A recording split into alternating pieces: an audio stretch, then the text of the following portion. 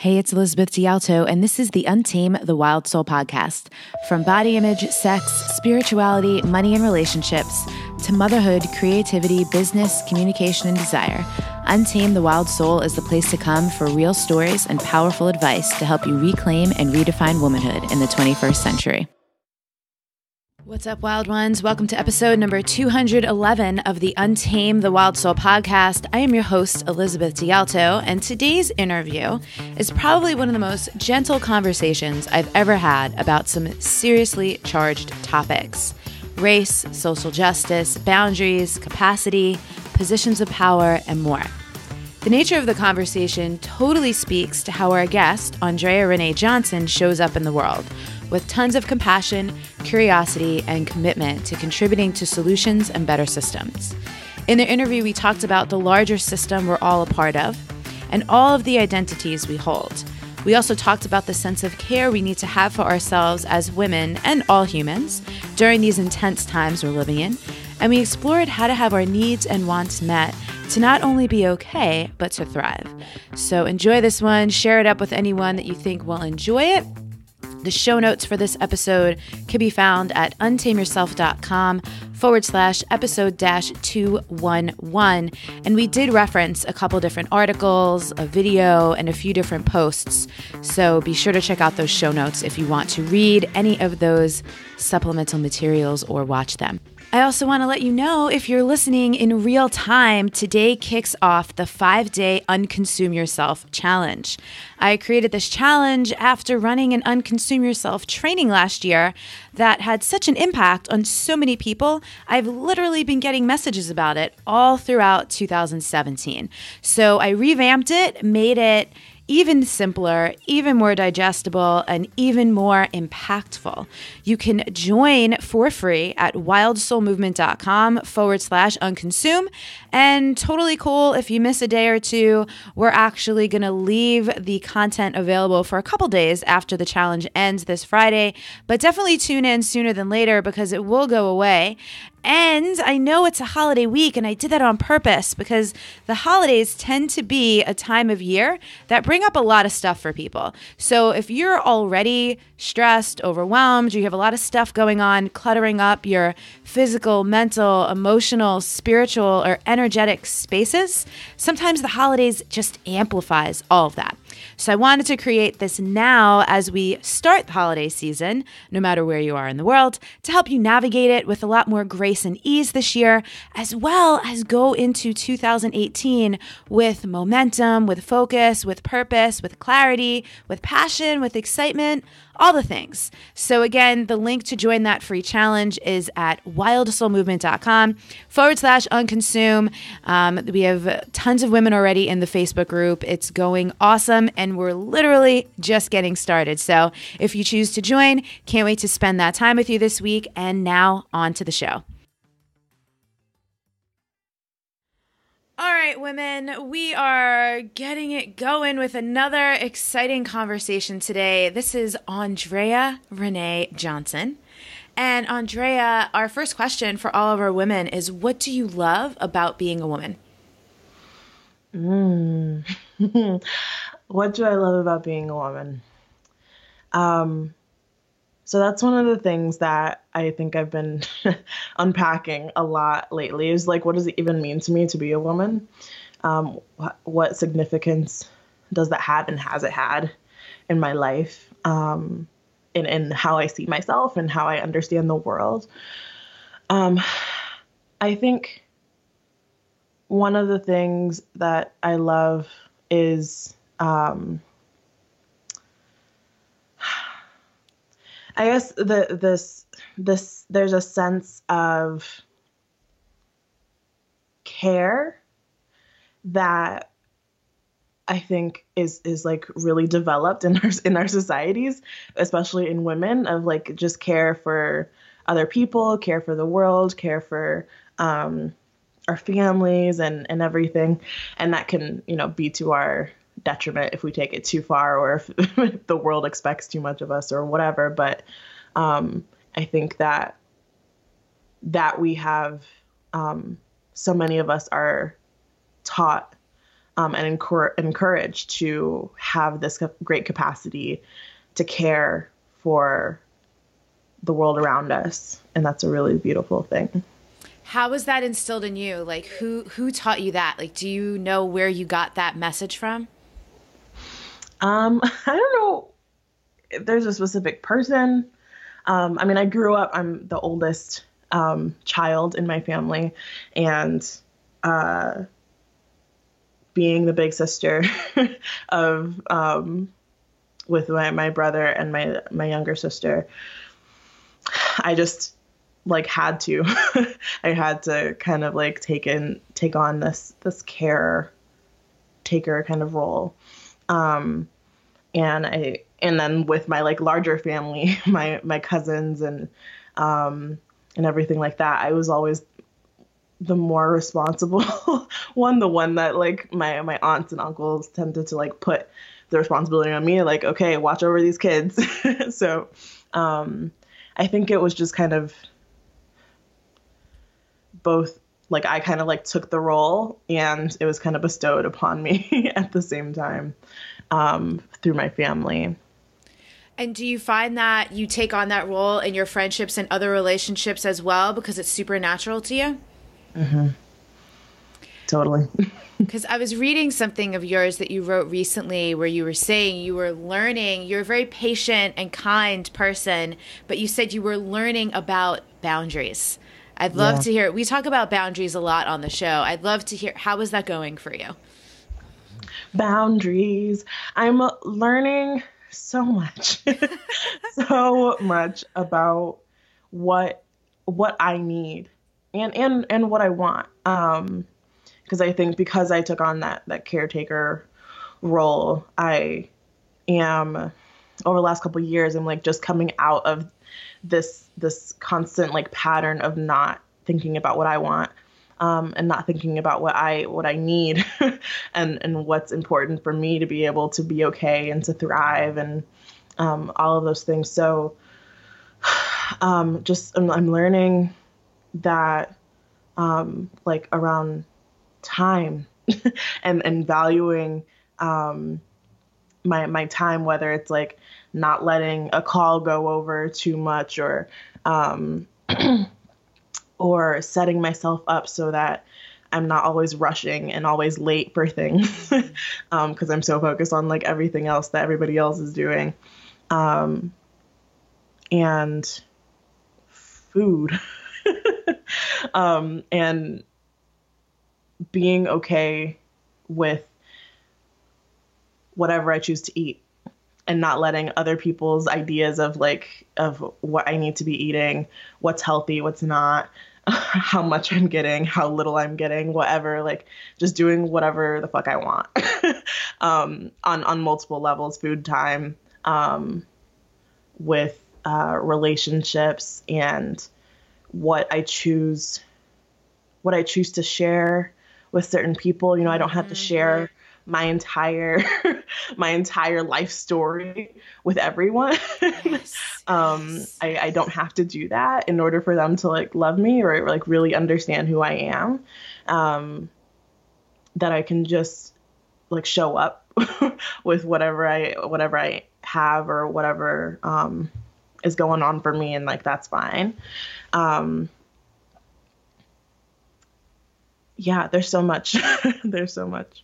And how are you finding you have to set these boundaries? Is it like an energetic thing? Like you have to really like nourish yourself first and like get solid in where you are? Is it that you're having to have conversations with people? I could geek out on boundaries all day. So share whatever you feel like.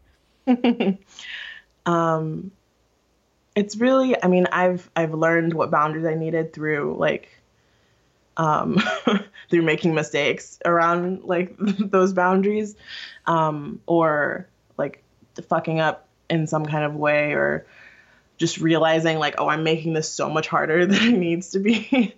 And then kind of like just reflecting on that, whatever it is, whether it has to do with relationships or like being late to something or reflecting on it and seeing like how, like, especially with being on time, I've been thinking about this, especially because I was late for something earlier today. And I was thinking about how like my life would go so much smoother if I just knew what I wanted. And I put things in place. I set an alarm saying, hey, get ready. Yeah. And wasn't so focused on like, oh, but I don't know what they're going to want to do. And I don't know what, I don't know what's going on here. And you never know what's going to happen there. And like, if I'm just like, this is what I want, and then everything else can kind of like move around that, then things get so much easier. Yeah. than me trying to like navigate, oh, this is happening over here. This is happening over here. What can I do here? Yeah. Just starting from what I want. And consistently getting more and more clear on that. This is an amazing point, because I'm always on time. I'm often early, actually. Especially now, you're in Oakland, right? I'm in Chicago. Why did I think you were in Oakland? I was just in Oakland. Okay, that's why. You ran a workshop there, right? Mm-hmm. Okay, I'm not a ridiculous person. Okay, so you're in a city. You use public transportation primarily, or do you drive? I use public transportation, or I use like Lyft or Uber or something. Yeah. I miss being in New York because I miss public transportation. I'm in LA now, and you have to drive everywhere. And LA is notorious for its traffic. And so I plan around it. I mean, luckily I have a lifestyle where I can plan to like go be somewhere in an area hours ahead of time so that I could be on time for the actual thing that happens during rush hour traffic. And I don't often have to sit in it. But everything around here begins a little bit after the start time is scheduled. And so I've really been considering lately, do I need to learn how to start being, quote, fashionably late for things? Because I'm always the first person. Sometimes I arrive at things before the people who were running it arrive. And there's like these awkward moments. But to the point of what you were just saying, being late on the rare occasion that I'm late for something. I was late for something a couple weeks ago because I wrote down the wrong start time. It makes me so anxious. I'm just not even willing to do that to myself. But I'm always so curious for people who are just kind of always late and don't care. It doesn't sound like you're that person, though. Like you care. No, I care a lot. Yeah. And how do you feel when you're like at something and people are late? Mm-hmm. Well, I like being on time. I like how it feels to be on time for things. Yeah. Because it's just like life is just so much more at ease when that's the case. And like being someone that like holds events sometimes or has calls and things. Like I like when people are on time for my things. Yeah. So I don't like to like lollygaggle. Is that the word? Yes, lollygag. I think it's an underused word. Thank you for saying it. Yeah, I mean, it makes me feel anxious and just like off center, ungrounded, when I'm rushing to get to something or to get to somewhere or to finish something or whatever. And yeah, so I've been like trying to notice when I'm doing that, because it is like, especially when it comes to work, when like finishing like a project or finishing a blog post or something like that. Been trying to notice when I'm feeling that way, when I'm feeling ungrounded or anxious or whatever, and giving myself a little bit more space. Yes. To breathe and just learn from it. Yeah. This is a really amazing point. So, everything exists categorically. And as you just said that, I realized I am notoriously late on deadlines. I'm on time for stuff, but deadlines, worst. And what you just said is what I've had to do. I've had to put systems in place to create space for myself. I literally tell my team, tell me you want something 2 days before you actually need it. Because we all know I'm not going to hit your deadline. But when I zoomed out on that recently, what I realized is because I'm constantly biting off more than I can chew. Yeah. Yeah. Well, and that's one of the things that I feel like a lot of women are and femmes are like taught to do, is like just hold everything. Yes, and yes. find a way to keep walking. Yes. Yeah. And yeah, and I think with the care thing too, like just like, have the weight of the world on your shoulders and also take care of your needs. Yeah. And you hear people say sometimes, oh, I work better under pressure, but I don't believe that's actually, my theory is that that's not true for anyone. I think just at that point when you're under pressure, you have no choice. You have to get to work. So we don't actually, there's a correlation, but we don't actually know if people work better. In fact, I think a lot of people do not do their best work under pressure. Yeah. That's something that I'm definitely exploring for myself, because I learned that. I mean, I probably picked up that habit. Actually, no, I picked up that habit a long, long time ago, in school though, and have like just over the last couple years just been like, okay, I do really great work under pressure. I do, but what could I do without all of the anxiety, without all of the like scarcity of time, and like I don't know, like what I'm scared that I'm not going to meet this deadline, and like what happens if I don't do that, and like what happens when I don't have all that, and I can still do the same, even better probably, quality of work without all of that. Yeah. So what am I doing all that for? What's all that about? Yeah, this is so interesting. And I spent so much time on this because I'm imagining women listening being like, really, we're still talking about this time thing? But this is a boundary with self issue. This is what you said. I actually wrote down your needs and your wants to be okay and thrive. Right? So when we put ourselves under this pressure, we're okay. We can deal with it. But is anyone really thriving under pressure? I don't think so. Maybe. Yeah. So something else I was reading on your page that I think it connects to this, probably tangentially connects to this, is this conversation around learning how to center yourself. And your context is different from my context in this. But can you talk about, and you know what? Actually, I saved it. I took a screenshot of it because you wrote this really beautiful thing. And I never expect people to verbatim remember what they have written. And so you wrote this. I've spent my entire life learning how to cater my existence to the comfort of whiteness. And I'm constantly working to undo and unlearn that mess. And I'm still figuring out what this looks like in practice for myself, so bear with me. What is that practice looking like for you right now? It's difficult. It's difficult to actively put yourself, and within myself is also, I am a Black person, to put myself at the center of a world that, like, on just like a large level is, or even a country that is so focused on whiteness, and uplifting it and supporting it, letting it thrive, whatever. And on like a micro level, just in my life, when I've spent my entire life centering others, whether they're white or not, but centering other people, in my story and in the way that I navigate the world. So, on like multiple levels, centering myself, and centering Black people. And when I say centering, I mean like, it's not saying like, oh, all these other people don't matter. But it's saying, who am I putting my primary attention on?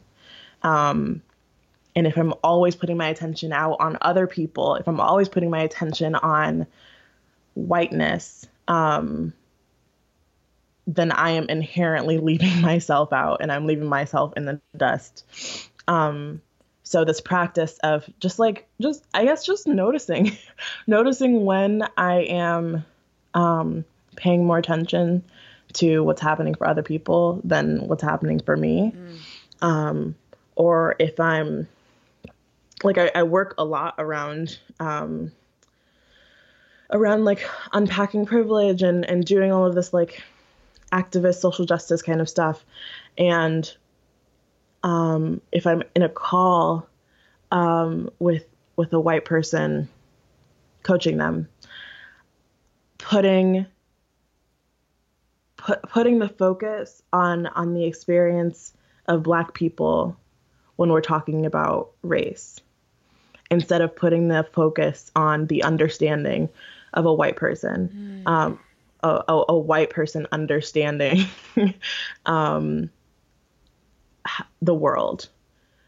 And that sounds like, I don't know, there might be some people that are like, what is this woman even talking about? Well, and I think that's why we talk about it, so we can get it. So keep going. Yeah. Thank you. Yeah. So it's like, I mean, what I've been seeing and inspired by, like Layla Saad and other folks, Stacey Shelton, seeing them put up boundaries around their Facebook, because they have a lot of conversations around. That's so awesome. And around all of this stuff.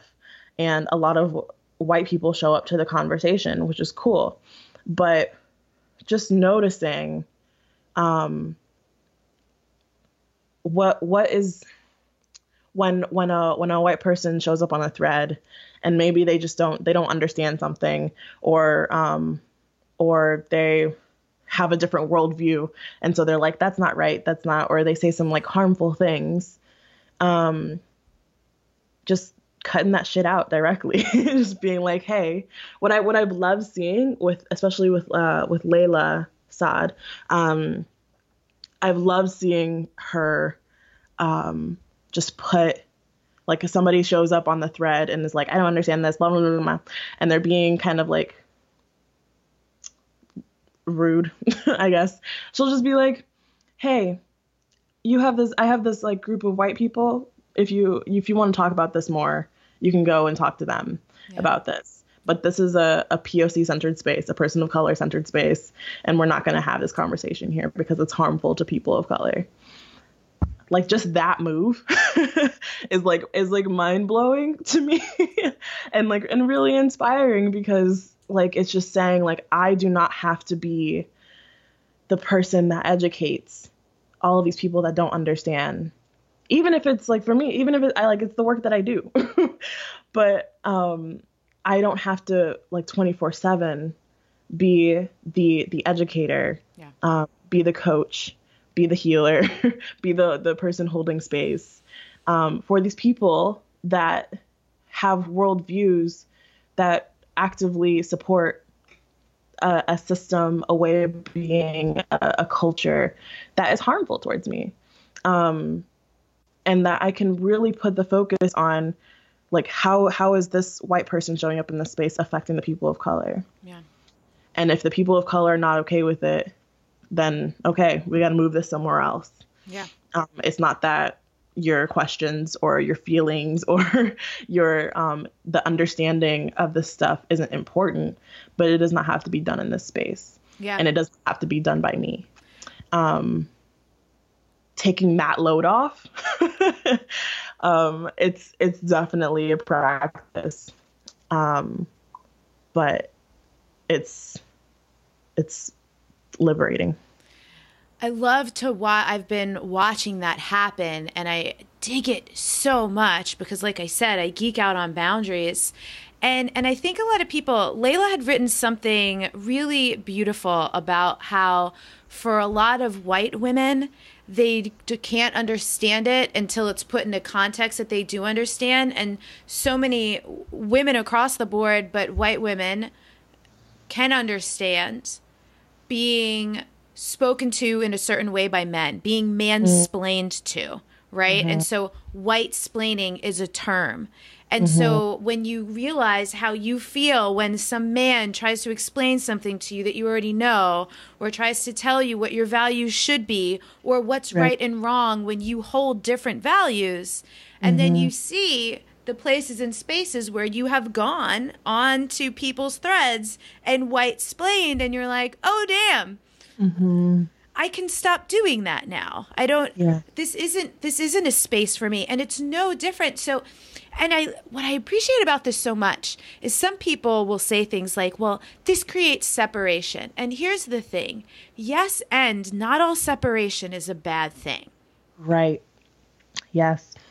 Some things, like to have boundaries, to have sovereignty, to have self-care, we do need to separate ourselves sometimes. We do need to honor what we need in certain spaces. And it's what's particularly interesting about watching people assert themselves and create this on Facebook, especially on a public Facebook profile, not even inside a group, is that for the most part, Facebook is a free-for-all. So anyone can just, it's like if it was your house and you left your doors open all the time on a crowded, busy street, and anyone could just walk in off the street and start touching stuff in your house.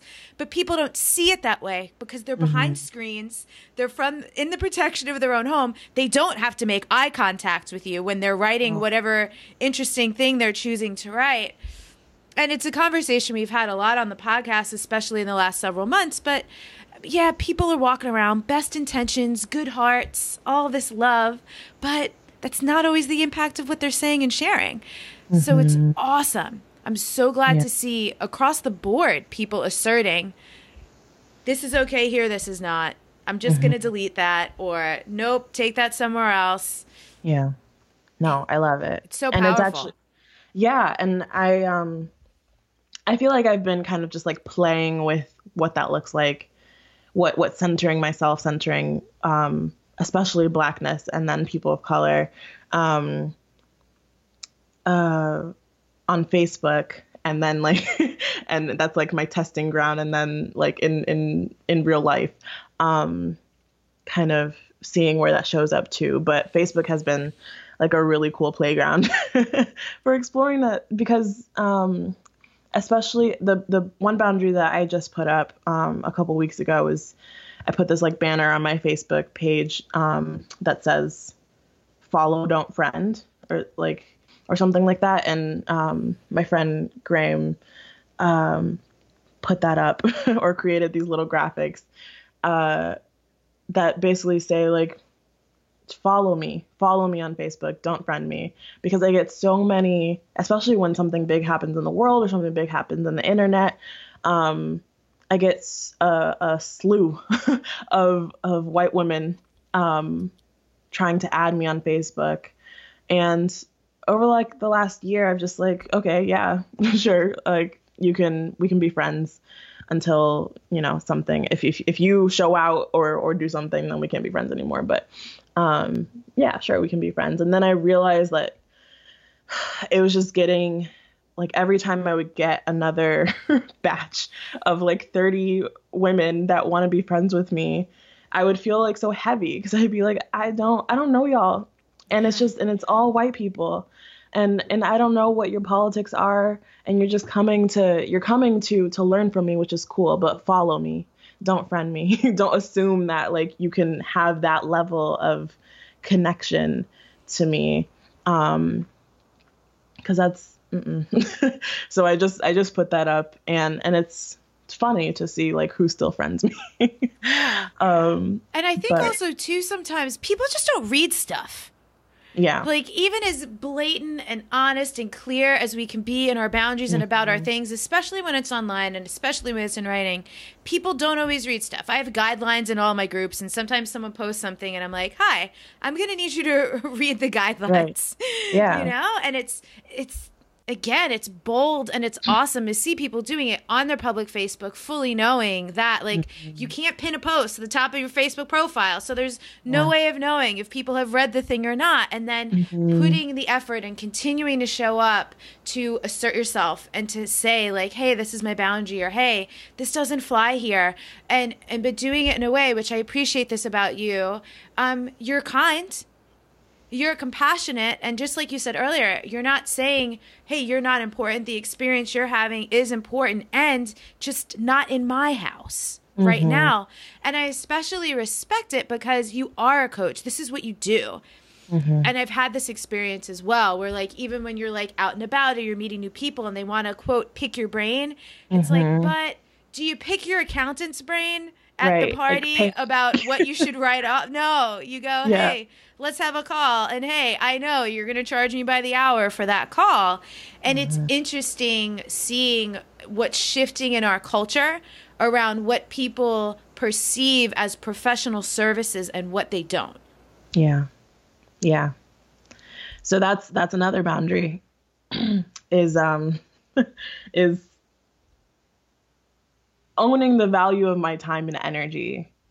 Like, and that, like, I can't just be giving that away for free to everybody, because then I'm just completely depleting myself if I don't have any boundaries around it. So yeah, like really paying attention to like, who are the people that I do give a lot more free time and energy to, and really centering people of color in that. Like, if a Black woman messages me and says like, hey, I've been thinking about this thing, could we talk for a little bit? Yeah, sure. Definitely. But if a white person comes into my Facebook messages or my email and asks me a question about something or wants clarification about something, like, okay, here's my PayPal link. Yeah. And I know, so I am going to center the white experience for a moment for the people who are listening to this that are white, that just might be feeling confronted or triggered or like, that's not fair. I would love for you to explain, and then I'll throw my 2 cents in. Why actually is that fair? Because it is. Yeah. Well, and one place that I've also been trying to center people of color in is in my program, Coaching as Activism, because it's such a white, it's most of the people that are in that program are white. And so, if the entire country, let's just focus on the US right now, but really the entire world is geared towards this ideal of whiteness. It looks different in different countries, but pretty much the entire world is geared towards whiteness is good, blackness, darkness, whatever is bad. So for white people, though we all have like intersecting identities, right? But because of your whiteness, this entire world is set up for you to have understanding, to get your questions answered, to be comfortable as a white person. Now, for other identities, being a woman or being trans or being disabled or whatever, that it might be a different experience. But because of your whiteness, you have access to a little bit more comfort, a little bit more ability to have resources. So, and you're being kind when you say a little bit more in some cases. Yeah. Oh no. Yes. in some cases, it's a lot a bit more. Yeah. Yeah. I am being kind of kind. And for like people of color, we completely, most of us completely understand the white experience. We completely understand how white people think, how white people will interact with us based on a certain space that we're in. We know because we had to grow up kind of navigating that, most of us, and navigating our safety, our comfort at the whim of white people. Black people, people of color, indigenous people don't tend to have the resource available to them to be able to unpack the stuff, to be able to unpack the ways that various systems in our world, in our country, have affected them. So, and because I am on a money level, I'm in more, and an education level, I'm in more of a privileged position. I am more than happy to give my time and energy to people of color, whether they're in the same like financial space or as I am or not, because we just don't have we aren't taught the stuff. We're taught white history. We are taught white everything, white philosophy, white white literature, white everything. We don't have a lot of space, and a lot of us don't have a lot of time to really dig into what does it mean for me to be Black in this world, like, and how do I be my best self? How do I really be authentic and not have to worry about what, and this isn't really that possible, but like what white people think about me. How do I live in this world and thrive as a Black person or as a person of color? Yeah. We don't have a lot of resource for that. So, white people do, and white people don't even know, like, you know how to thrive in this world as a white person. You do. And you don't have to be taught that. And if you don't know, your family will teach you, your schools will teach you, your institutions will teach you, your jobs will teach you, and you'll pick it up. So there was a really beautiful video. I think actually Layla had shared it. We'll find it and put it in the show notes of. It was a Black woman sharing how you can actually use your white privilege. And she was talking about being at the grocery store with her sister-in-law. And I don't remember if she said her sister-in-law was white or just very light-skinned, like white passing. Mm-hmm. Did you see this video? Do you know what I'm talking about? Mm-hmm. Yeah, it's Joy DeGroy and Dr. Joy DeGroy. And yeah, and her sister was mixed, but like very much more light-skinned than she was. And her sister paid with a check, and it was like, no problem. And then she went to pay with a check and had a completely different experience. Like, the teller pulled out this book, had to check this thing, was looking at her ID. Her 10-year-old daughter was kind of like having this awareness around what was happening and getting really emotional. And her sister came over and was like, hi, why is this happening? I just did the same thing, and this was not my experience. And I loved that because with greater awareness than ever as white or white passing people about how much privilege we have in this world, that for me is the biggest question. Great. How do I use this? I can't give it back. It's still operating in my favor. How can I use it literally on a daily basis? How can I put on my lens of, okay, well, this is happening.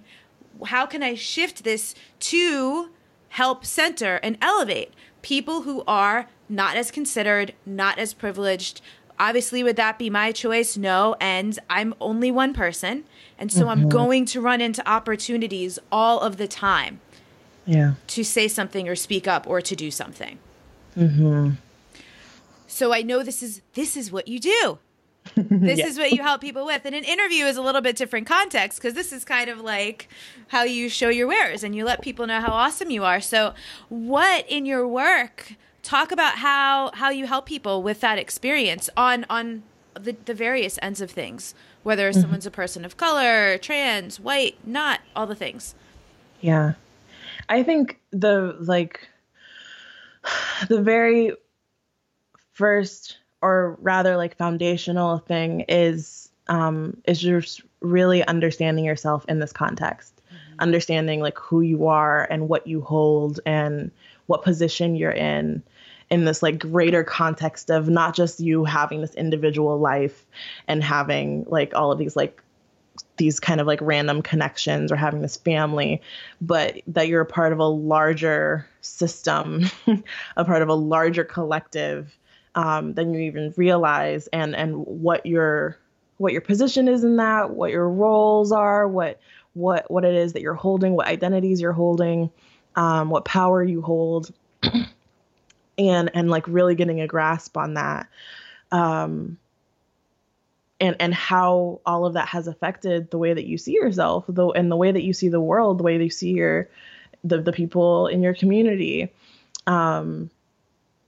Because that's the most important thing, is that you get that, because then once you understand the position that you're in, you understand what it is that you hold and how that affects how you navigate the world. That changes the little choices that you make, the like literal, like the tiny choices that you make, like which grocery store to go to, or whose post to like on Facebook, or whatever, like these really small things. It can change all of that, but you have to like really have the awareness in order to make that happen. Yeah, the day your interview goes up is Monday, November 20th, and I just kicked off a challenge called the Unconsume Yourself Challenge. Because in this culture right now, we are literally consumed by so many things, and so many of the things are the compilation, the accumulation rather, of all those little tiny things. Like even what you're saying. So you were referencing earlier some spaces that have declared this is a POC centered space. And I have gone, okay, great. And it does take a moment for me to see something. I'll be like, oh, cool. I want to say something, be like, that's not a place for me to say something. And I'm not even a totally white woman. Which is a whole nother conversation of being like, where do I fit into this? Because I'm half Puerto Rican, but I don't know. Yeah. I don't need to focus on that for this conversation. But it's really, really fascinating. All these tiny little micro decisions that we make throughout the course of the day that is totally going to impact our energy, or maybe how we're able to show up for something later in the day that's super important. If we get like wiped out by what's going down in a Facebook group, who came out as being not the person we thought they were, all these things that we all, for whatever reason, need to tend to ourselves, need to recover from. It's really, it's affecting us basically 24/7, because I saw this hilarious meme the other day that said something along the lines of, remember when you used to leave the internet and you would say BRB? Nobody says that anymore because we don't leave. We live here. Yeah. That's so true. It's so true. We don't leave. We go to sleep. It's like literally, unless maybe there's just people who have way better boundaries than I do around that. I feel like I'm always on the friggin' internet. That's so true. That's so funny. Yeah. And we are so consumed by so much. And when we don't realize what we're being consumed by, and we're just like in this constant state of like feeling overwhelmed and anxious and all of those things, like, we got to take some of that apart and look at it. Yeah. And, I wonder, I'd love to hear your opinion on this, because so you and I met in this group called We Are the Culture Makers, which I'm going to bring it up and we'll let it go as well. That was run by a woman named Kelly Deals, who was a former podcast guest. I've since deleted her episode because a lot of things came up that I couldn't look away from, and I could no longer feel comfortable having her on the podcast and being, hey, everyone, go check out this person's work. It was super, super unfortunate. A lot of harm was caused to a lot of people. And over the course of the last several weeks, there have been, I can't even tell you how many things I've written that I haven't posted. But it's been useful, because one of the biggest lessons I took away from observing that whole experience, which some people listening might be familiar with it, some people might not, is this. It's our responsibility in this age of social media to not start conversations we can't be present to hold the space for, especially if they're about volatile topics, or even just like you have no idea how it's going to go. You can't set it and forget it. Especially and if you have a group of some sorts, you can't just let it be there like a ticking time bomb if you have stuff going on in your life. And again, hindsight's a beautiful teacher. A lot of us have learned from this person's unfortunate poor decisions, and we will not, hopefully, repeat these things. But so I have so many things that I've written, and then I've actually taken a step back and been like, okay, what's the rest of my day like? What do I have going on? Do I have the energy for this? B, am I willing to monitor this conversation? And for a lot of times, the answer is yes, I'm willing, but I can't do it today because it wouldn't be responsible, A, to the other people I have to show up for today, B, to my own energy, C, to the people who want to have this conversation. Yeah. So the thing I'm wondering about is then when? Because there's always stuff. Yeah. How is that going for you? Well, just this last month, I have gone very quiet on social media. between what happened in the Culture Makers group and then other stuff, like it, I have just been kind of like taking it all in, but I have, I've learned a similar thing from that whole scenario, that, yeah, to stay in your lane and know what your lane is, know what your capacities are, and to like only stay in those capacities. I mean, like expand those capacities if you can or whatever, but like, don't, yeah, to especially in terms of like holding space for these kind of conversations, because that's what I'm doing with my life.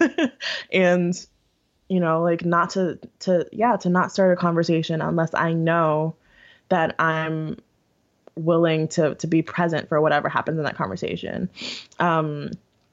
To pay attention to like my motivations for why I want to post something, or why I want to put something out there, or why I want to create a group or create an offering or whatever. Like what is really just like taking a comprehensive look at it. Like what do I need to put into it in order for it to be a not necessarily successful, but like an enriching thing and not an exhausting or a draining thing, both for myself and for anybody that's a part of it. To like really take a breath. Because that's the other thing about Facebook and the internet is things just move so quickly. And to take a moment and just kind of like scan myself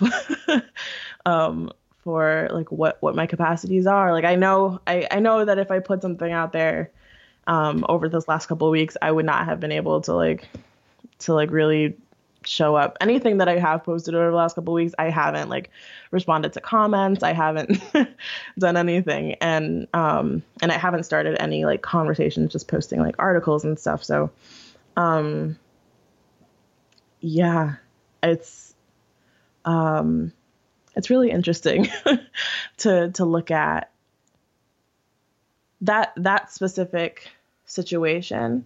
But on a larger scale, like what are we really up to as individuals? What am I really up to as someone who has this like growing number of people that want to listen to me? And like what do I want to create from that, and what am I able to, like what is my capacity, and what's my edge, and just being really clear on that, and how that changes over time too, right? Because life happens. Yeah. And it's so interesting because of the way the internet works for so many people. The demand, when you are the coach, you're the healer, you're the leader, the speaker, the writer, sometimes the demand is so much greater than you have the capacity for, because you are one person. And it's such an interesting thing to navigate. And so we've talked about so many interesting things here that we could also put in other contexts. So even if you're not a coach, even if you're not a healer, you don't run your own business, if say you're a mom listening to this, it's the same. The demand for your attention, the amount of things that need to get done that land on your plate are often far more than you as one person have the capacity for. So how do you navigate? What's a priority and what's not? Who do you say yes to? Who do you say no to? Like decision fatigue is real, people. We are just inundated with choices. All the choices. All the choices. Yeah. So I know coaching as activism is one side of what you do, and you also, is it a program or just the name of the website, which is called Whole SelfLiberation? Yeah, Whole SelfLiberation is not a program, it's an organization. Right now we're going through kind of like a hiatus. But as I figure out where it goes, but it's meant to be for specifically like for people that have marginalized identities, whether they're people of color, or disabled or trans or whatever, any identity that tends to not be resourced in this country or in this world, to really take a look at how all of these ideologies, ways of thinking, ways of being, racism, sexism, transphobia, ableism, how they really impact us on a like individual level, and how we think about ourselves, how we think about how we feel about ourselves, how we think about other people and feel about other people, and really unpacking that, so that we can have a more liberatory relationship with ourselves and with each other, especially as like it's for people that are interested in making this world a better place. So all of that takes so much work and it takes so much time and energy, and it affects people, especially people that are on the front lines, people that are in the streets or on the ground level of things, like directly supporting people. It takes so much out of you. And there's not really a lot of space or time to really think about yourself and really like take care of your needs. And so much of that comes from our culture and this like go thing, that the productivity way of being in this world. And just that like the people that are like a part of organizations and movements and things, like the pressure is very much imbalanced. They are holding the weight of change, of social justice, because there's so many people that don't even think about these issues or don't even have the privilege to not to not even think about what's happening in these various realms. So the weight is on the people that do care, the people that do pay attention, the people that are aware, to make things happen. And when the thing is imbalanced, it's unfair to them. So really just taking whole self-liberation is just kind of like offering some space to really take a look at ourselves and how we navigate this world in a better way, in a way that supports us in supporting others and things like that. It's really an amazing point. A lot of weight falls on the people who care. Mm-hmm. In many contexts. Like, yes, for people in racism and social justice work. Yes, for people who are doing other healing professions in the world. Therapists, the social workers of the world, no matter like where someone works, like the people who care more. A lot of these people are empathic. A lot of these people go into these fields because they care so much and their hearts bleed. And you had written something else in that epic introduction post. We'll find that. We'll link to that in the show notes as well. And by the way, people, like, please follow Andrea. Don't friend her on Facebook. Follow, don't friend. Yes. You said, I've been crying a lot lately because there's just a lot of things to cry about. I'm with you. Just like random. I watch The Voice and I cry like 6 times before the end of the show. Like, and then that's like an uplifting cry, and then other things. It's really a time of needing to develop resiliency and needing to, again, for those who care, and hopefully for those who are on the fence of caring, like I'm sure there are people who started this interview and turned it off, and there are some people who started and they've been breathing through it maybe. And this is a gentle conversation too. This isn't, we're not like all up in people's faces, but we are talking about things that can be super, super confronting and uncomfortable for people. But I lost my train of thought. I was talking about the care. I was thinking about you crying and all the things we could cry about. This happens at least once in an interview where I forget what I was going to say, but it's totally fine. So what are you Are you a reader? Do you watch videos? Like, how do you take in content? Like, how are you studying and expanding your own self right now? Or are you doing that with people and community? How do you like feed yourself? Mm-hmm.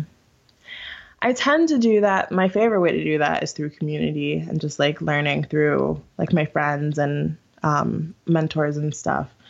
That's been pretty much my go-to way of taking in information. I do read. I mean, I don't read a lot of books. I like to think that I'm going to read a lot of books, though. I have so many books on my Amazon wish list. And so many books that I haven't, have so many books like right here that I have only read like a couple pages of.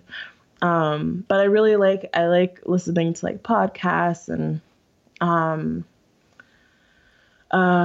just I take in a lot of information on Facebook through friends, and people that I follow, that share articles or are like actively educating folks, around certain things. So, those are pretty much the three ways that I like to take in info right now. Cool. So I wanted to save this for the end of our conversation because I didn't want to give anyone a reason to like discount you or think maybe you might not know what you're talking about. I wanted them to experience you first. So tell our listeners how old you are. I am 23 years old.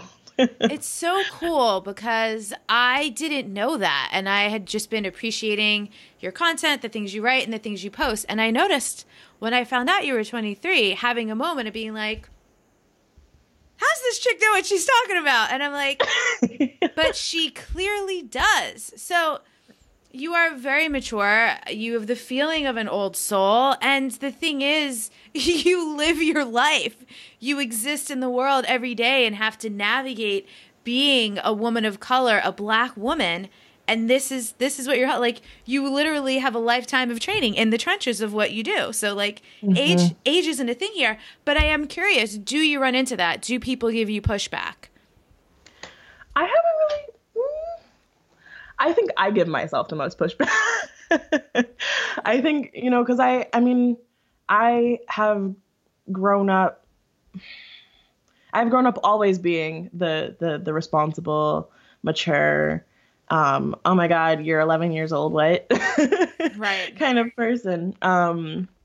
And always getting the like accolades or kudos or whatever from older adults. And I've just made the switch to not just saying adults, because I am an adult, but to saying older adults. I'm laughing so hard because I'm 34. I still do that. I'm like, you guys are grown-ups. Yeah. Like you guys. Like it's them and it's not me. Like yeah. I pay rent, bills, cars. I've had health insurance for years now. It's like you guys. Well, I don't I don't think about my age very often. It's something that I kind of like when people ask me how old I am, I have to think about it for a second. Just a second. But I don't get a lot of pushback. I think that I've had to undo a lot of stuff that you learn when you're a kid about like deferring authority to adults, to people that are bigger than you or have more experience or more authority, and like really seeing myself as having like honoring my experience and honoring all the work and time and energy that I've put into educating myself and all the experience that I've had. Valuing that is a constant practice, because I think there's just like a tape playing in my head instead of, I don't really hear it from other people, because I think most people don't know how old I am either. Right. They know I'm young, but they don't know like that I'm 23. And I started coaching when I was 19. And I didn't really like take it seriously, partially because I wasn't fully sure that it was what I wanted to do, but mostly because I was afraid, because it was like, how are people, I'm gonna go to people and say I'm a coach and I'm 19 years old. Like, what? And I don't think I've ever really gotten someone at least saying something to my face about how old I am. Yeah. But it is a concern for me. Less and less as I get older, and as I feel more comfortable with myself. It's not there, the tape, but.